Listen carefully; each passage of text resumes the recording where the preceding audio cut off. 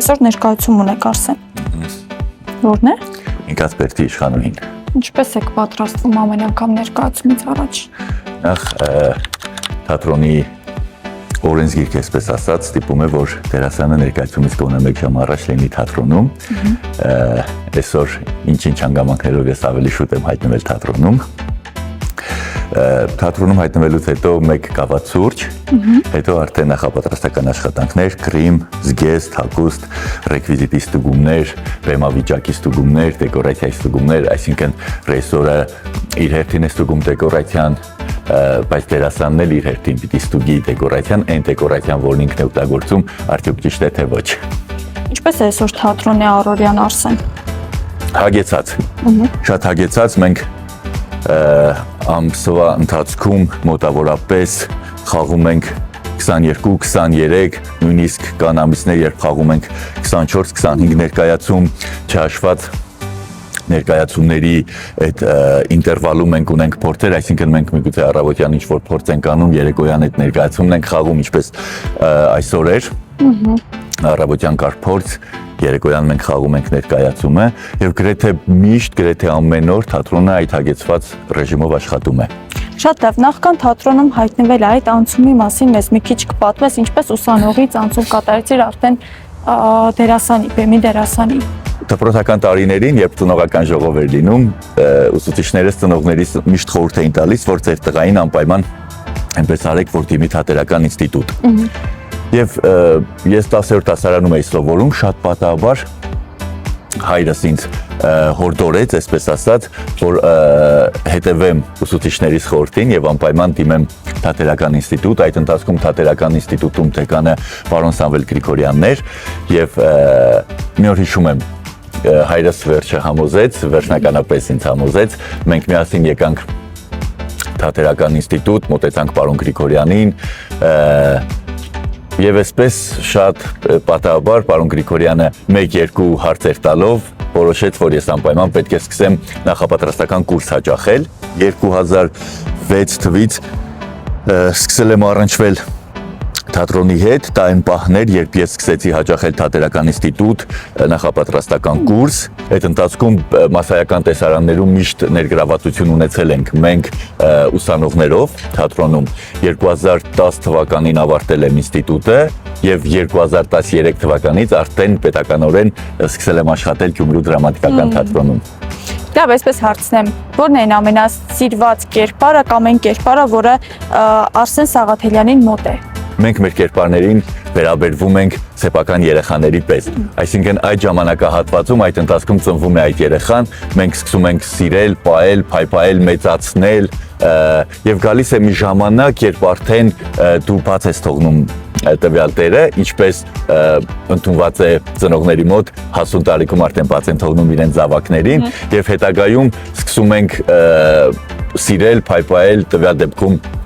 աշխատել մեկ այլ կերպարի վրա, մեկ այլ ներկայացման մեջ, կախված առաջարկից, կախված բեմադրությունից, այնպես որ ինձ համար բոլոր կերպարներն էլ սիրելի են, ամենասիրելիները բնականաբար իհարկե հոգուս խորքում եւ վստահ եմ յուրաքանչյուր դերասան հոգու խորքում ունի իր սիրելի կերպարը, բայց դա նույնպես ժամանակավոր բնույթ է կրում։ Կար ժամանակ, երբ ահավոր շատ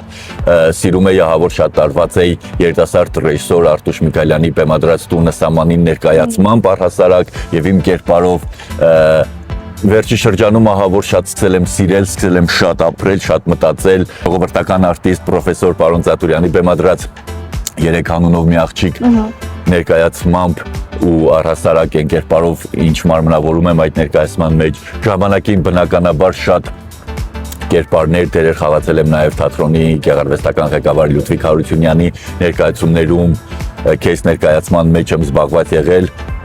որտեղ մարմնավորել եմ գլխավոր հերոսի կերպարը եւ որը նույնպես շատ սիրել եմ ու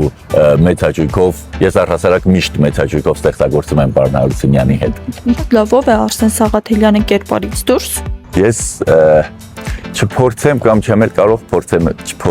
էլ կարող այդ հարցին փիլիսոփայորեն մոտենալ ու փիլիսոփայորեն պատասխանել։ Սովորական գյումրեցի երիտասարդ ինձ թույլ տամ ասել լավ ծնողների զավակ, լավ դաստիարակություն ստացած մարդ, մարդով սիրում է իր քաղաքը, սիրում է իր երկիրը, ապրում է իր քաղաքի, իր երկրի խնդիրներով, հոգսերով, հաջողություններով, ուրախություններով եւ մարդ, ով բնականաբար փորձում է այն ոլորտը, որ նա է ընտրել համենայն դեպս, եթե հեղափոխական ինչ-որ գործառույթներ էլ, այսպես ասեմ, չի ծավալում, ամեն դեպքում քրիստոնեավայել է մոտենում այն աշխատանքին, ինչով զբաղվում է։ Մարդիկ շատ հաճախ դժգոհում են, որ դժվար է ինչ-որ բան իրենց տրվում, այդ դժվարությունների հաղթահարման մասին չկասես, քեզ ինչպես է տրվում այդ ընթացքում։ Նախ որպես մարդ, որպես Արսեն Սաղաթելյան, բացարձակապես չեմ խուսափում խնդիրներից ու դժվարություններից, ընդհակառակը ցանկացած հարցի, ցանկացած ինչ-որ նպատակի ձգտման ընթացքում դժվարությունները ինձ չասեմ ավելի են ոգևորում, ավելի են մոտիվացնում, կարճ ասած ինձ ավելի են դուր գալիս։ Ես մտավախություններ չեմ ունենում այն դեպքերում, երբ ընթացքում որևէ դժվարություն, որևէ խոչընդոտ, որևէ խնդիր չի լինում։ Արսեն, մենք մեր պրակտիկայում էլ զգացել ենք, որ նոր եկող սերունդը եւս շատ է սիրում թատրոնը եւ այսօր նաեւ ուսանողական հանրույթն է, բավականին մեծ թատերական խմբակներ են բավականին բացվել մեր քաղաքում։ Այս նոր եկող սերունդին ո՞րն է քո ամենամեծ այսպես խորհուրդը, խորհուրդը։ Այնքան մեծ նվիրում է պետք, այնքան մեծ սեր ու հավատ է պետք է մասնակցությամբ զբաղվելու համար, որ դու պիտի պատրաստ լինես, որ քո կյանքի ընթացքում ոչինչով այլևս, երևի թե ոչինչով այլևս չես կարողանա զբաղվել։ Մարդիկ նույնիսկ շատ դեպքերում իրենց անձնական կյանքն են դնում մի կողմ։ Խոսքը կարիերայի մասին չէ։ Գյումրու դրամատիկական թատրոնում աշխատելիս չի նշանակում դու կարիերա ես ստեղծում։ Դու պարզապես ստեղծագործում ես, դու արժեքավոր ներկայացումների, արժեքավոր մշակութային ինչ-որ իրադարձությունների կիզակետում ես հայտնվում։ Շնորհակալ եմ Արսեն, իսկ մեր բոլոր հետևորդներին հորդորենք, որ մնան մեզ հետ, որովհետև մեզ հետ լինելու են մարդիկ, ովքեր ինչ-որ գործունեություն են ծավալել քաղաքի սրտով։